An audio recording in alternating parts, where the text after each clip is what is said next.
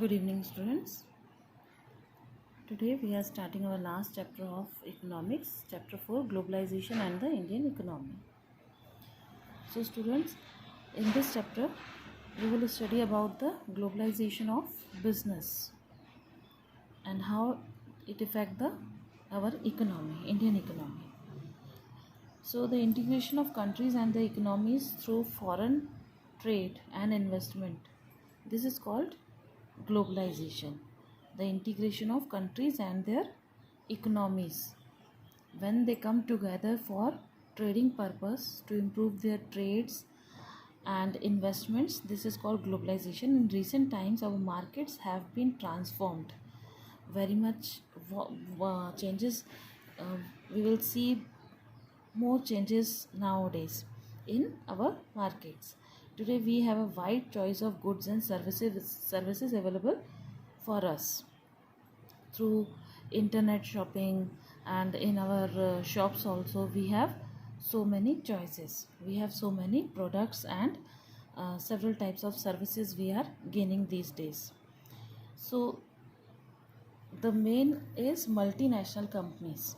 When multinational companies set up in other countries also, okay, multinational means companies which have headquarters in foreign countries and they set up their branch in our country also.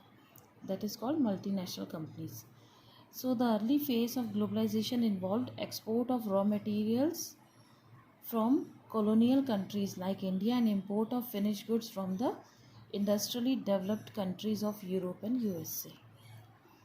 In starting, that type of MNCs means multinational companies were developed, and raw materials were supplied from underdeveloped countries, and it supplied to developed countries where the finished goods, they make finished goods from our raw materials and then send to other countries.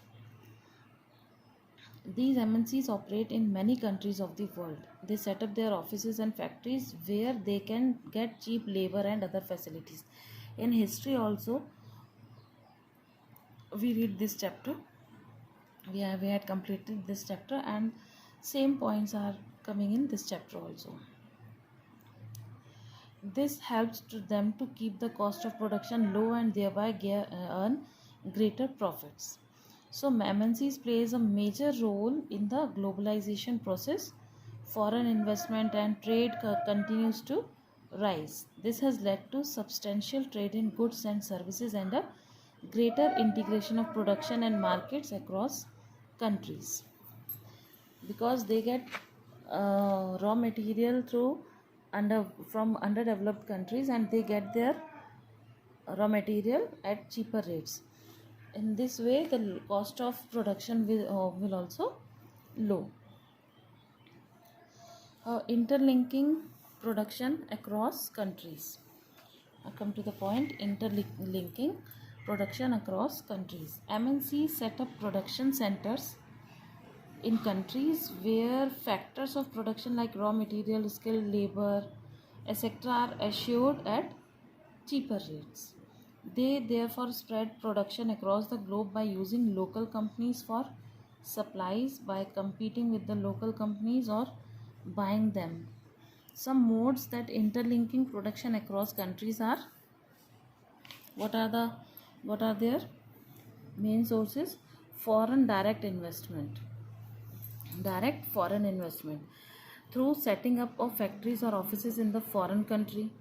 The money that they spend in buying land, building, machines or equipments is known as investment.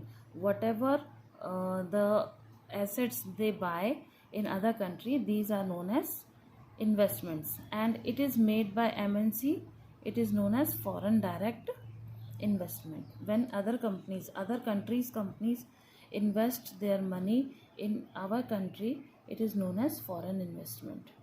Through partnership or joint ventures, by making partnership with other companies in our country, means Indian companies and foreign companies, when they make partnership, when they start working together, then this is also one type of one example of globalization: buying old companies, mergers and takeovers. When big companies take over the smaller companies, okay, by giving contracts to local companies for supplies. When MNC engage a large number of small producers around the world for supplying their items, their garment like footwear, garment, sports materials, etc., then they sell under their brand name.